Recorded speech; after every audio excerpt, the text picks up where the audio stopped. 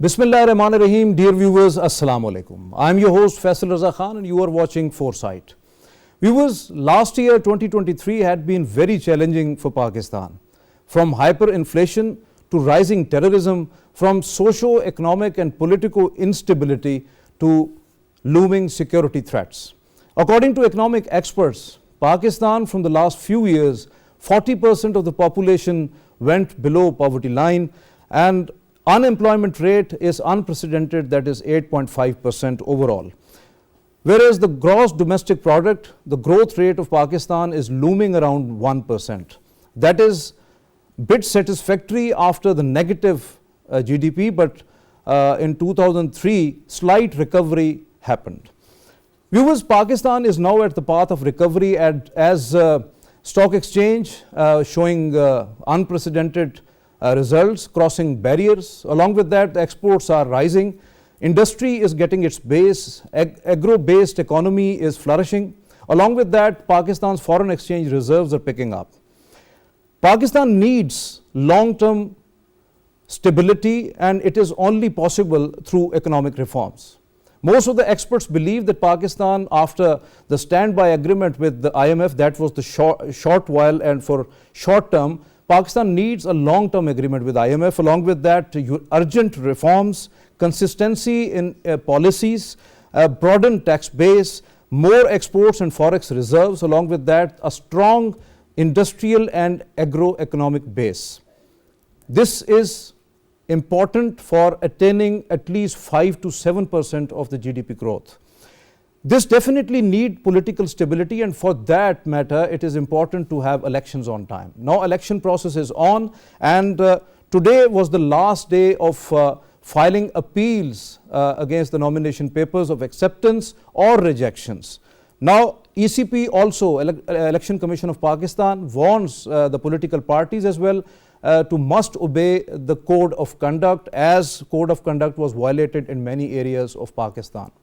Along with that, ECP is ensuring strict monitoring and overall judgment of the overall process of the electoral process and election process. Now the process is going on, and elections are going to be held on 8th of February next month. And most of the political parties are geared up. Voters are there to elect their representatives in the future. So this whole process is very important. Why it is inevitable to have economic stability? Why economic stability is important for Pakistan? And why IMF program completion, at least the standby agreement completion, is important for Pakistan? These are the several questions which needs answers, and for those responses we will talk to our guest today in our studios. We have Mr. Javed Siddique. He is the senior journalist. Most welcome to you, sir.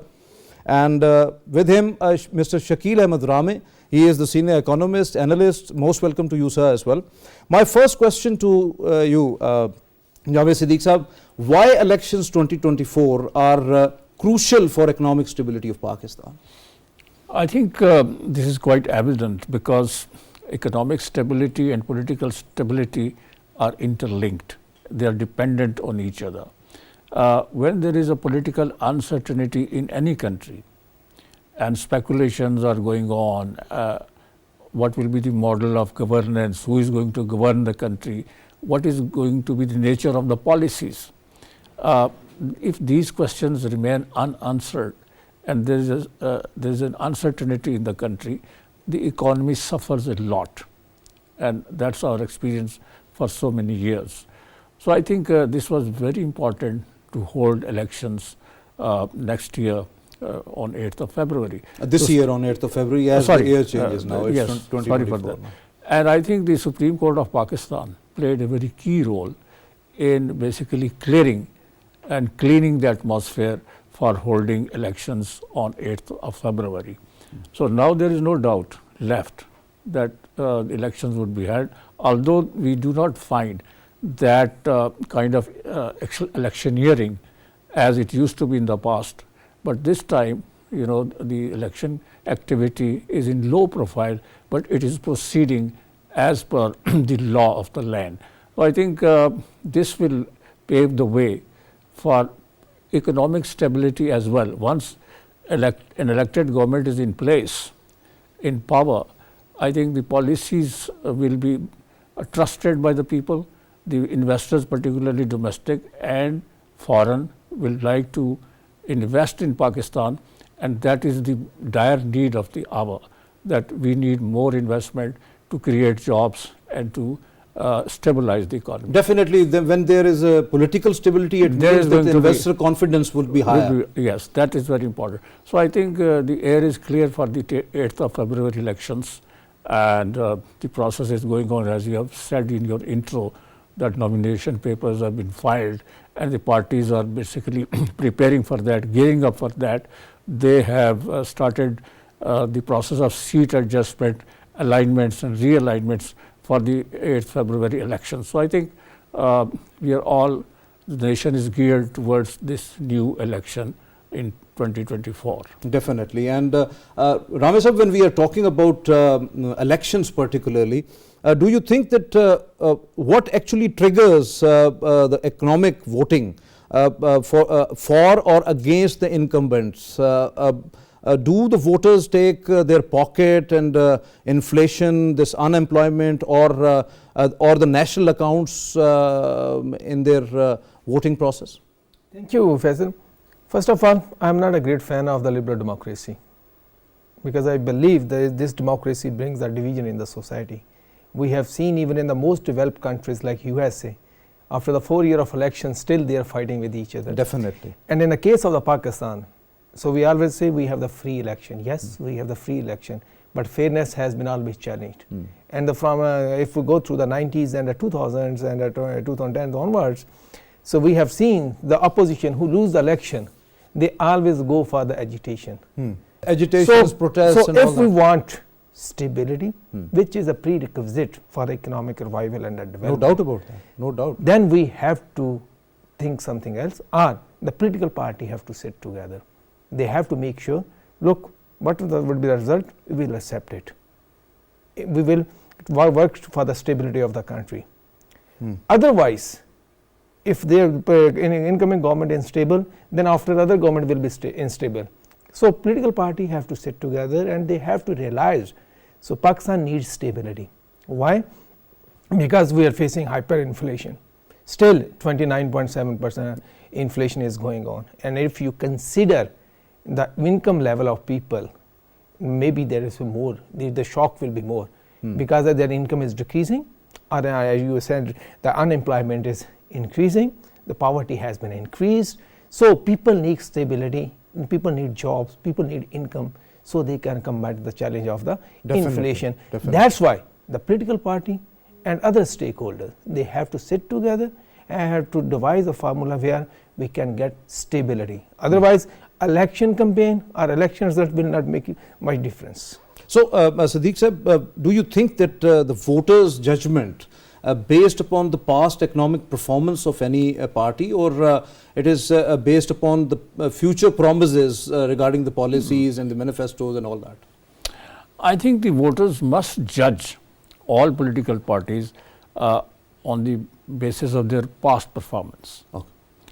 And because the parties which are now running for the elections 2024, they have been tried. Some of them have been tried. All of them have been tried in the past. Particularly 2 major and 3 major parties. In fact, PMLN, PPP, PTI. They have run this country. For 2 of them have been in power for 3 times. They had 3 stints in power. So we can judge them by their performance. But still, people think that this is an opportunity for them to go to the polls, cast their vote, and elect their representatives. Because an interim setup or interim government cannot take basic decisions with regard to the future of Pakistan. So people are hopeful, but still, there is uncertainty still exists. Whether these parties, when brought into power, it looks that there will be a coalition government in future, because no party can claim a majority in 4 provinces. We do not have, unfortunately, a party which can represent or which is capable of representing the 4 provinces So of you are Pakistan. not foreseeing any sort of majority from any party, and I it is don't- going I to don't. be a coalition one. It is going to be. Obviously, you know, perceive so. PMLN is supposed to be the, running ahead of others, but they are building coalitions with MQM, with BAP, with GDA, and some other party. So I think there is going to be a coalition government in Pakistan, and the coalition government in Pakistan have not been very successful. But let's hope that they learn lessons from the past, and in the interest of Pakistan and the people of Pakistan, they do something better Interest in of future. Pakistan. Yes. So, Shakil, as Sadiq Sahab said, interest of Pakistan. So, do you think that the Pakistani voter is enough sensitized or enough confident and psychologically very independent and socially much aware of the national issues, particularly economy? Look, Faisal, this is a very complicated question and a very complicated answer also. Because if we look at the youth, they are very much aware of the situation because they are living in the age of social media. They know what is economy, what policy. They are enthusiasts or they are aware of? They are also aware Okay, of economic situation because they are directly impacted. They need jobs, they need education, they need opportunities. So they keep more keen eye. Means they are more sensitive on that. More sensitive because any decision impacts them more. If there is no job, they will be suffering. Obviously. They have to travel abroad or something elsewhere to get the job. But the problem in Pakistan, youth was never be able to get independence to make a decision for the vote, and still they are facing the challenge. The majority of if we go to the constituency in the village level or other things, so they are the classes or they are the caste. So they decide, their elders decide to whom they have to vote. The same person standing from the People's Party, take with the ticket of People's Party, with the ticket of PMLN, with the ticket of PMN, PTI, any other party. So he will get the vote because he has a caste base. There. So that is one decision. Other, youth is not allowed to make independent decision. And economic situation, if we have to reform this system, so where we have to make the elders of the society to make more aware. So what their vote can make a difference. Although I don't believe in liberal democracy, but we are talking about it. We have to sensitize them. One thing. Second thing, we have to sensitize them what economic system is required in Pakistan. Right now, what we are doing, what is the economic structure of Pakistan? We are relying on taxes. We are trying to sell out state-owned enterprises. But unfortunately, we are relying on taxes, but those are not the direct taxes. These are the indirect taxes. So and we are selling, the state is selling the productive resources like state-owned enterprises. No country can come back or revive their economy or sustain their growth without the help of state-owned enterprises. If you have to look who the countries which have sold their state-owned enterprises, they are facing the problem, like Argentina, like in Chile, like in other countries. We'll also touch upon this one as well, state-owned enterprises. Javed Siddique sir, when you are saying that there must have to be a political maturity among the political parties, but we haven't seen in this election as well, because the blame game is going on. Rather, political parties don't have any sort of a concrete plan to how the economic stability would be in this country in future. So how do you see this aspect? I think this is very unfortunate that the political parties are not prepared to address the key issue that confronts Pakistan, the economy of Pakistan. It is an ailing economy. It is an economy which is not actually giving any benefit to the common people of Pakistan. Human resource development, infrastructure, health, education, these are the issues. The World Bank recently issued a report on Pakistan's economy, which is which predicts a very dire situation for the country in the years to come. So I think it is the duty of the leadership, political leadership of Pakistan, to provide a clear-cut roadmap for the revival of economy in Pakistan. And I don't see any signs of that, because the PMLN, the PPP, PTI and other parties which are contesting election, they have not come out with any practical doable solution to address the economic issues of Pakistan. That is very important. I think they do not have think tanks The political parties lack think tanks which can address, which can think about the economy of Pakistan, the future roadmap of the economy of Pakistan, the challenges that our economy is facing. Even they are not ready to accept any sort of suggestions or recommendations from the think tanks even. So, private think tanks. When the journalists are asking these political parties, when are you going to come out with your manifesto, giving a clear-cut solution to the economic problems of Pakistan, they don't have any answer. They are saying we are still consulting, our committee is sitting and considering it. I think the time is lost, and we are only a few weeks away from the elections. So they must have come out, if they had anything concrete to address the economic issues of Pakistan and to give relief to the inflation hit. Even the manifestos are not there. They are not there. Yes. So this is a very, very sad situation. I think it's a sad commentary on the state of affairs of political parties in Pakistan. Well, definitely, definitely. And Shakil, when we are talking about the political scenario of the political parties, do you think that they have enough steam and strong technical skills and top-notch professionals, experts to carve some sort of a real-time reform agenda on economy? I think if they want to learn or they want to act or reform the system, or I rather say the overhaul the system, there enough literature is available. So many think tanks have produced very good documents. They can benefit from there. It's a matter of the willingness. Either they are willing to take those steps or not, or they are just confined to the benefit of their cronies, their families, or there are some other people. So that is the main question. So they can benefit from there. One thing is. Second thing, if they want to reform system or the overhaul system, because the reform will not work anymore, we have crossed that stage. Like the World Bank said, our system is not working. World Bank is saying our system is not working, and so we are inviting the same people who are advocating system is working to criticize that. So that is a state of affairs. If Pakistan or the political party, they want to change economic landscape of Pakistan, bring the prosperity, they have to work on the structure of economy. Basically, we have the structural problem. Number one, so we don't know what is the role of state-owned enterprises and private sector.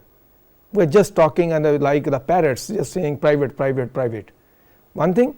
Second thing, we have to define the economic security term. In the national security policy, we said economy is our national security concern. But we have to clearly define what does this mean, because there are three models of the economic security in the world. One is USA. So where economic security terminology leads to the military-industrial complex. Definitely. Second model was the USSR. So USSR is no more, no, it's Russia. They militarized economy at the name of economic security. And third is China, where they say economic security must be defined by keeping the people at the center of development. If the people are strong, everything is secure. So that's we have to define the economic security terminology. What sort of we want to take. Third and the last thing, we always talk the vision of Quaid-e-Azam, the vision of father of nation. Ask them what was the vision of the father of a nation on the economy. He categorically said we need a system based on economic principles. Listen his speech at the inauguration of State Bank of Pakistan in 1948. He categorically said this. He said the liberal economic order will not work. Rather, it's created problems. So, economic structure, according to our Islamic principle, according to the vision of father of the nation, so we have to redefine it. Definitely, we have to adhere at what the father of nation, Quaid-e-Azam Muhammad Ali Jinnah said. And most important, adhere to the principle of Islamic principle. Why I am saying this? Because in Quran, Allah has clearly said, if you go for the trust-based system, you are fighting against Allah and the Prophet ﷺ. Being a believer, whatever we do, we will not be successful. Yes, definitely. Because we are fighting against Allah and the Prophet ﷺ. So we have to rethink the model. Javed Siddique sir, when we are talking about, as Shakil said, that economy, it is important, inevitable for Pakistan if we want to survive in Committee of Nations. So whether the political parties are geared up and they are going to give some sort of manifesto which is not only full of promises, but the actual things which are practical and going to be implemented. And along with that, not only economy and just the definitions, but the real-time goals which they are going to set and achieve in future? Well, I think, as I've already said, that there are no signs of these political parties coming out with an economic plan for the future of Pakistan. And we have seen their performance in the past was also very dismal in terms of economic reforms. And now the entire world is looking at Pakistan as a country which is facing multiple economic problems. High rate of inflation, diminishing exports, shrinking tax base, although the FBR is proudly saying that we have collected taxes, a lot of taxes, and we have met the targets, but they are too insufficient to meet the needs of Pakistan, because the population is growing at the rate of 2.5%, whereas our economic growth rate is much less than that. So I think there's a gap there. And also, we are not mobilizing the resources. The tax evasion, massive tax evasion has been seen in the past few years, and in fact for many decades. So we need to check it. We need to expand our tax base. We have been hearing for the last so many decades. I heard even Maroon Sartaj Aziz Qureshi, was just no more with us, Sartaj Aziz Sahab.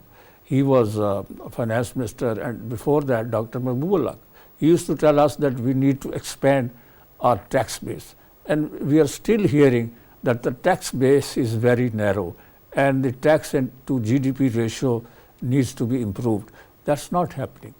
And people feel pleasure and they relish that they are not paying taxes to the nation. As Javed Siddique Sahab said, it is very important that it is very unfortunate even that our tax base is nothing.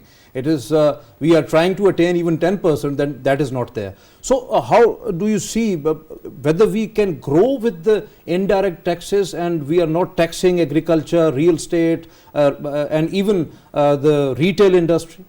Look, taxes are important, but with only taxes you cannot run the state. Obviously. You need non-tax revenue also. One thing and second thing, our system is highly biased in the favor of powerful.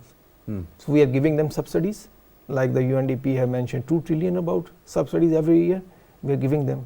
Javed Siddique Sahab, when we are talking about voters' interest and political parties are there to have lucrative promises and all that to win election, but voters are thinking about that they want single-digit inflation, they want employment, they want to have cheaper electricity, and they want jobs, they want to flourish, to have some sort of education, health and all that. So at least the social protection. So how do you see that whether that is going to impact the political parties and the results of the election?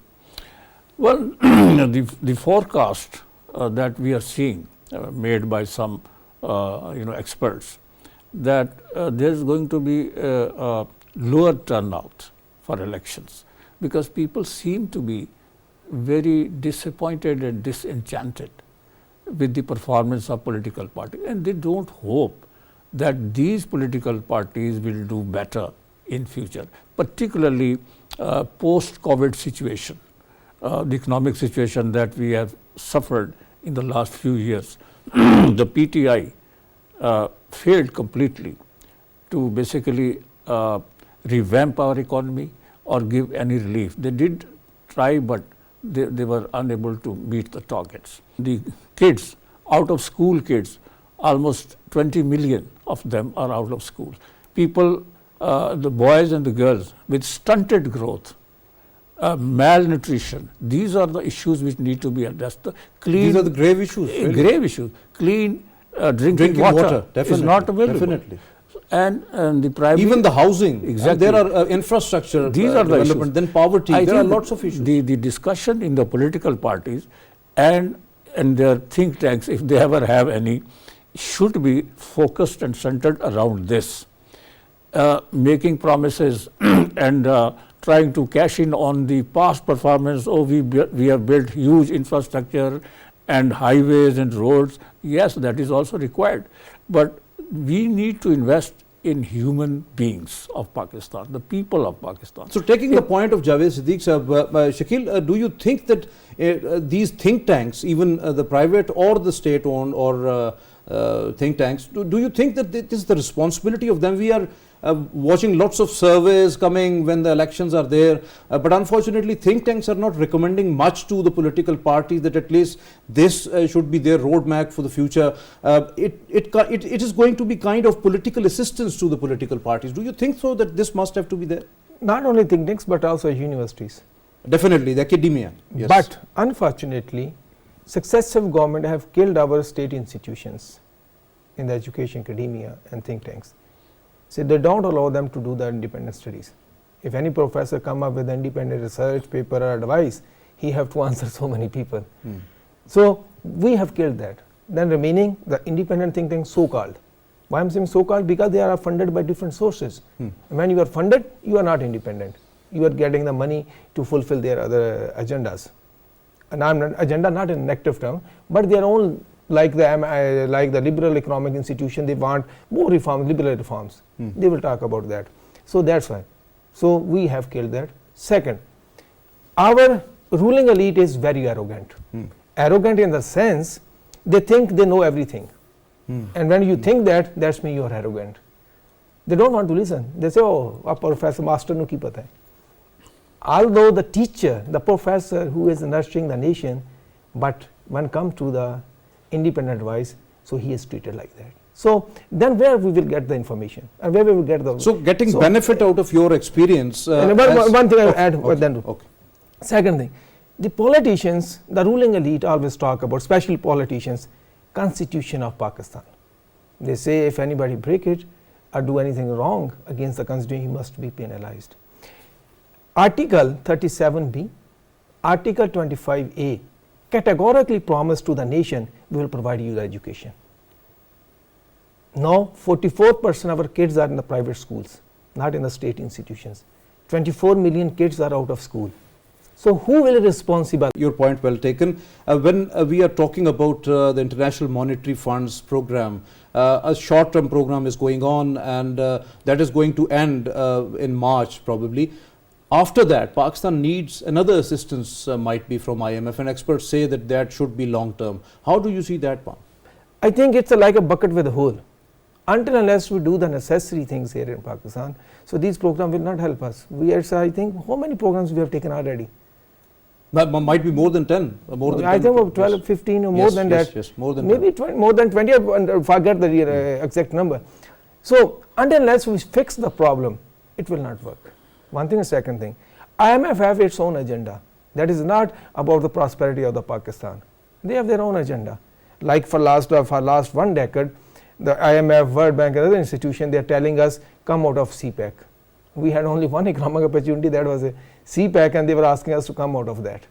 So but that is the international politics that is going on. But IMF at least given you a sigh of relief. A sigh of relief only if we take the loans from them. It gave us a certificate to other countries we can take loan from them. Question related to is that what we have to do to take IMF next tranche or next program, particularly that should be long term, because the experts are saying so, and whether the political parties are the same expert who were saying your economy is going well and World Bank telling your economy is not good. So they have their own agenda. That's what I'm saying. Bring in your indigenous wisdom. Definitely. What we do. So last thing I want to do. What we do. Okay. The person who has spent his 20 years in Pakistan to serving the interest of Pakistan, we bring an advisor from outside of country who have no interest in Pakistan, we made him his boss to take our work. So what are we saying? We're killing the indigenous wisdom. People say, look, we don't need to work because the advisor will come here, we are not interested here. Definitely, this is really unfortunate in the some sort of at the government level, but do you want to add, Javed sahab, a little bit on that, because that is very crucial for Pakistan when we are talking about a long-term IMF plan, what we have, what plan we envisage for that, and what reforms we are suggesting, whether the political parties are ready for that? I don't think, I don't find any will in the political lot of Pakistan, political leadership of Pakistan. We have been hearing for quite some time that there must be a charter of economy among the political parties, that the political parties should get together and basically carve out a future program, economic program for Pakistan. Almost everybody in Pakistan, even with a modicum of political and economic sense, understands that the basic issue of Pakistan is economy. People are suffering. Poverty is widespread, and the incomes are going down, and everybody is hit by that. So anybody who goes to the market to buy grocery and these essential goods of goods of life for Pakistan, for the families, he knows that inflation is running very high, and their incomes are basically squeezed. So they know that the economy is the name of the game, but the political parties don't seem to be aware of that. They are there only to grab power, to enrich themselves, and that is the most sad part of our polity. Now the question arises here, Shakil Sahab, if you respond to that during next 2 years at least, Pakistan has to repay at least $70 billion, and in first year at least $23 billion to different lenders. So how do you see that whether the political parties has the plan, has the roadmap, and they are clear-headed to such like situation? Strategy should be, if they're really interested, to put focus on industrialization. So make the system easy for the industrialization.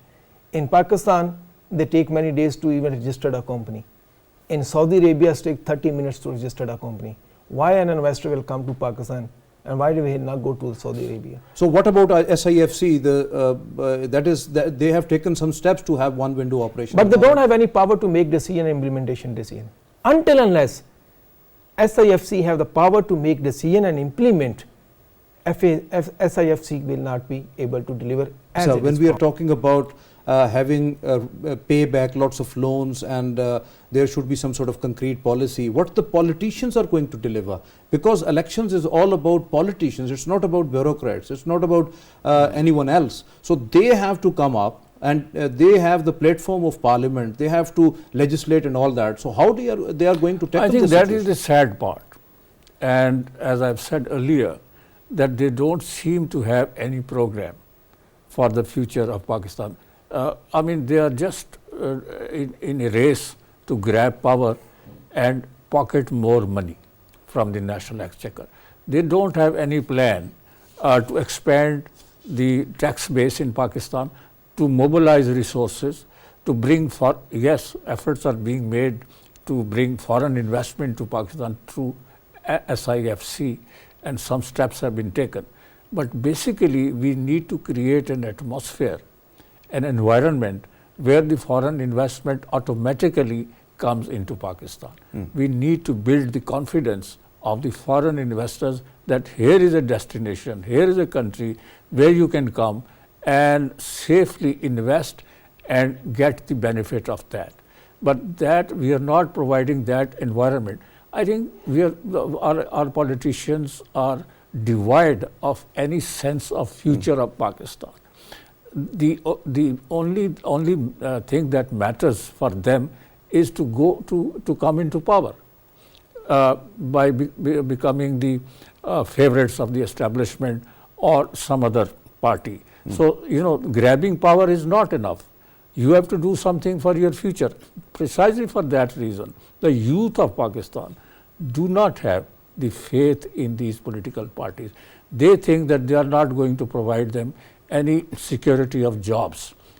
They are not going to give them education and at a reasonable level.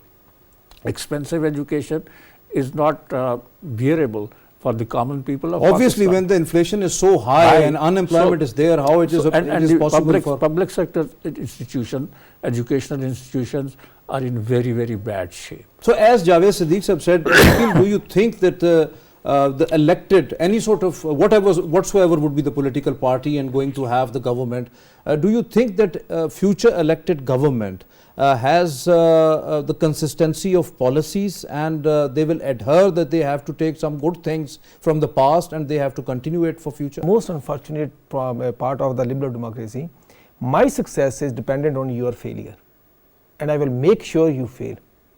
But it's unfortunate. Unfortunate at the political scenario. Second, political party, if they are really interested to deliver, they must have put forward their manifestos. They didn't. So how we can judge they will deliver? Yet they are in process to have manifestos. So when they will be presenting their manifestos? As Javed Sahab said, we have only few weeks, and really we have few weeks. Second thing, it will be cut, copy, paste. From the last one. They are the rhetoric, the like we are listening it for many years. So what they are bringing new for the economy to revive, like the Chinese they say. So they went far to learn from the Western economic model, but they devised their own system to benefit their own people. So can we learn that lesson? To devise a system of our own thing. Like we say, I give you one example. The liberal system say, or the IMF say, keep your exchange rate on the market. That does not work for the weak economies or the weak currencies. It only works for the strong currencies like US and other countries. What we have already witnessed in Pakistan, at least because it gave birth to the speculation. One thing, and second thing, whenever US trying to print more money, it will bring the more pressure and market will go for the speculation. That exactly happened during the COVID-19 when they printed $2 trillion. And obviously we have hoarding and smuggling and all those issues. That's why our political elite, our decision maker, they have to think indigenously, according to our own resources, and plan accordingly. There's no need of the big slogans. And one thing is very clear, Faisal, I always maintain this: economy can never be destroyed or revived in 5 to 10 years. In 5 to 10 years, we can only put in a direction. What our politicians say, 100 days, 1 year, we will change the fate of the Pakistan, we will make it developed countries. They have to come out of this mentality. So your point well taken. Javed Siddique sir, this is more of a speculative question, but do you think that any sort of elected government, when it comes, they are ready to take some sort of unpopular, difficult, and some sort of painful decisions, like waiving off the subsidies and to have real import price of the fuel to be strictly observed, and bill payments or collection and taxes and all that, and even not the indirect taxes but the direct taxes? Do you think that that is going to be? Unfortunately, they will not do it. I mean, they are not going to come out with a practical solution to these problems. They are going to maintain the status quo, and their main interest would be to remain in power at all costs. So that is the tragedy, and I think we need to change this whole game plan in the political realm. I think the politicians of this country, they must learn lessons from the past mistakes. We have brought this country to a stage where it needs radical changes, radical reforms, as we have said, doing away with exemptions, or doing away with all these kind of perks and privileges which are being enjoyed by our elite, bureaucratic elite and others. That needs to be done away with.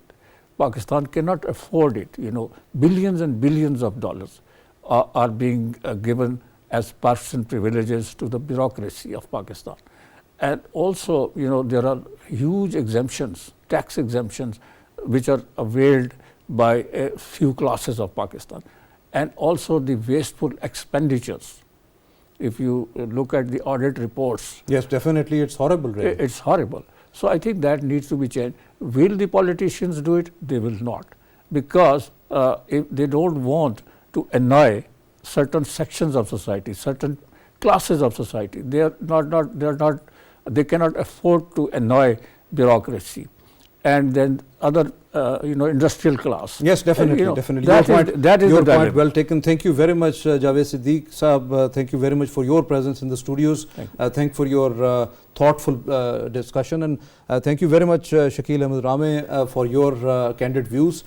Viewers, as our panelists suggested, and as international economic experts and national experts are ascertain, and they are stressing upon, that Pakistan's economy need a resolve at the national level. There's some sort of charter of economy is needed at the political level, and every political party must have to give their manifesto and true space to the economic well-being of the people of Pakistan, because ultimately they are suffering because of the hyperinflation, because of the economic meltdown and all that. Although the last 6 months of the last year was a slight recovery into the economy, and that is the positive trend that must have to go on, and that trend only go on when there would be a political stability and political parties have a game plan how to get out of this economic crunch and how to stabilize the economy.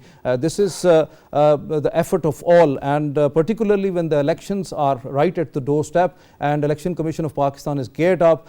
Today the scrutiny of the nomination papers and filing the appeal for the rejection or acceptance of the nomination papers was the last day today, and soon after there would be the final list of the nominated candidates, and then the process goes on as it is announced in the schedule. Elections would be held next month on 8th of February. Hope so that political parties will work for Pakistan's economic stability. This is all from today's Foresight. It's time to sign off. Allah Hafiz.